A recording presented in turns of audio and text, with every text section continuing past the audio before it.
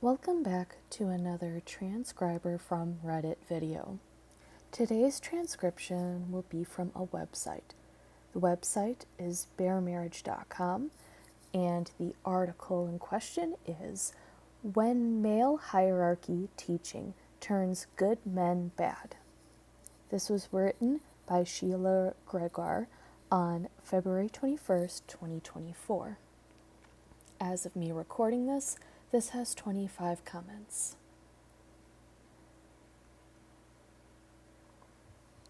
The image she has associated with this is of an angry white male screaming into a black void. And again, the title is When Male Hierarchy Doctrine Turns Otherwise Good Men Bad. Not everyone who ends up dominating their wife is actually an abuser at heart. What they are doing may be abusive, the same dynamics may be at play, and the same harm may be being done, but it doesn't always come from the same place. Over and over again since we have started doing this work, we have heard from couples who ended up acting out male hierarchy and female submission because they thought they were supposed to, and it turned out horribly. But the guy was not initially abusive. For instance, here's a letter that came in to me recently. Below, in quotes, is the letter. That particular letter reads as follows. My husband and I were raised in the church, but it was not ultra-conservative or fundamentalist. We thought we had escaped most of the toxic teachings, but we were unfortunately unaware of how ingrained those teachings are in our communities, especially our homeschooling one. We recently had to leave our homeschooling group when we realized how the toxicity of female subordination was affecting our teenage daughter, parentheses, including harassment from the boys, end parentheses. At this time, I also found your books and my husband and I listened/read them. I was hit with the realization of how we had both been trained that female submission only was how marriage was supposed to be. We were married young and everything immediately became about his career and schooling. I've changed my career and then given up my career to support his endeavors. I have struggled for years with my self-identity and had no idea why I was resentful. Seeing our daughter be exposed to the same mindset brought everything into perspective for us, and we are both horrified by our actions. Me for letting it happen to me, and him for allowing it to happen. We both thought we were doing what was supposed to be done for happy, successful marriages. We have unfortunately had many difficulties because of the decisions we made influenced by this mindset. So we sit here in our 40s trying to figure out how to get out of the hole we've dug ourselves into. Female-only submission has brought nothing but hardship for us and turned a good man into one who unknowingly assumes he will always get his way. Our marriage is not abusive at all, so we are trying to figure out how to reconcile the past with our new knowledge.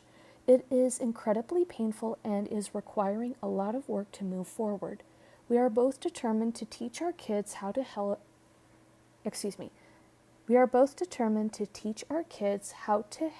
a healthy, mutual respect relationships, so they will not be in the same situation. End quote of the letter. Sheila continues, so we have two different types of marriages. Point 1. We have marriages where they both are good-willed and love each other, but they internalize these toxic things which breed entitlement and terrible dynamics that cause harm. Point 2. We have marriages where he is controlling and abusive, and he often turns to churches that teach this stuff so as to enable and cover up for his abuse. Continuing. In bold, the problem is that from the outside, both marriages can look the same, but they're fundamentally not. End bold. In the first case, if a man is confronted with what he has done and the harm he has caused, he will often be repentant and want to change, parentheses, and I do see a lot of this, end parentheses. In the second, he will not. There's not a lot we can do about the second types of marriages, except to help women recognize bad character and avoid these men altogether, or teach women that it's okay to get out and get to safety. But for the first group of men, we can hopefully prevent these altogether in the church by simply changing how we teach. We also need to recognize the need for emotional health in both men and women. Another aspect is that people, parentheses, both men and women, end parentheses, often turn to control in marriage because they have unprocessed wounds that leave them vulnerable. Here's one of our Patreons described it in response to a woman talking about how her husband had changed. Begin quote. I've pondered the idea of 1, true narcissism, and 2, unintentional narcissism a lot, and your husband sounds to me like he falls into the second camp. Parentheses. To be clear, I believe both cause harm on those around them, exclamation mark. Trauma doesn't care about intention, just impact, end parentheses. I also had a similar experience in my life in pursuing the same repentance and change a couple of years ago. I always want to be so careful to not defend, but sometimes I do think explanation is helpful. In my case, my narcissistic behavior was due to 1, emotional regulation issues from childhood trauma, parentheses, therapy and bare marriage have worked wonders, end parentheses, and 2, OCD, parentheses. I had no idea how much my desire to control my wife and children came from my brain's desire to, quote, all caps, stay safe, end quote, end caps, when my amygdala was firing, end parentheses. Neither of those excuse the trauma they caused, and we've been working through that, and it's required my complete ownership with no excuses to my family, and a lot of work to turn that around, parentheses. Still in the process, end parentheses. But my case was one example where it wasn't really about a desire for power at all. It was a desire to control those around me because of my inability to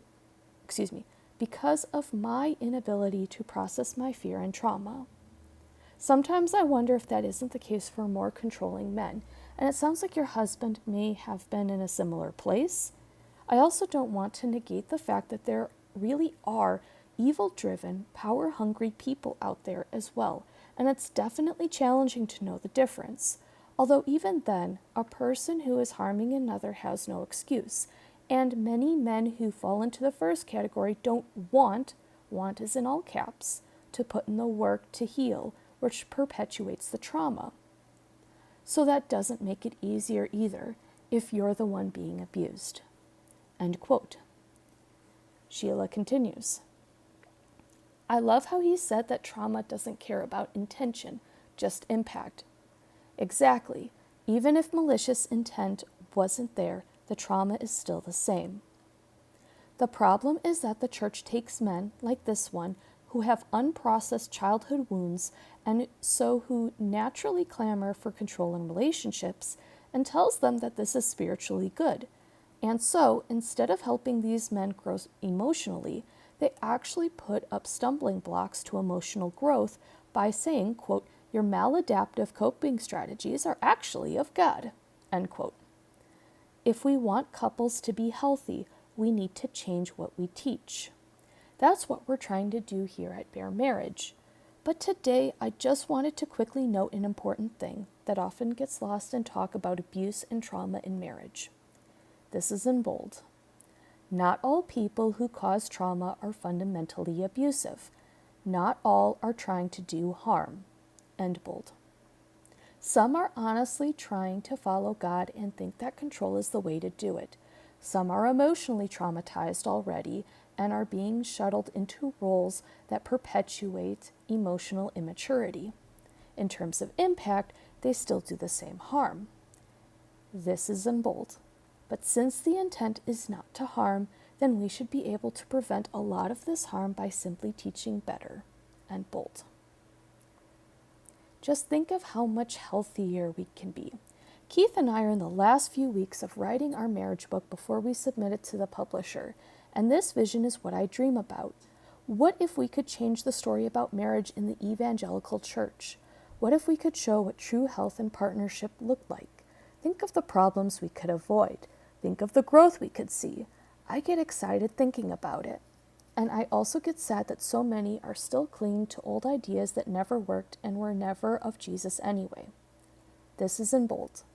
But boy, I'm praying that millennials and Gen Z change the church, because people don't want it like this anymore. They want better relationships. And quite frankly, we all deserve it. End bold, end article. I agree with Sheila on this. However, I'm much more cynical than she is. The church will never change. They don't want it to change.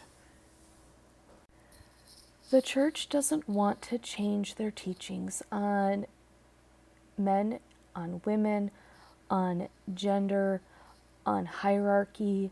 They don't want to change any of that, because if they did, they'd have to admit they're wrong, which, if you've seen my other videos, it's a whole lot of covering how much essentially all evangelicals, particularly those in Lutheran settings, refuse to admit that they were wrong. I pray for growth, but honestly, I don't see it happening anytime soon. Thank you for listening to my transcription. I hope you have a great rest of your day, and as always, please leave me a comment down below. Thank you. Bye.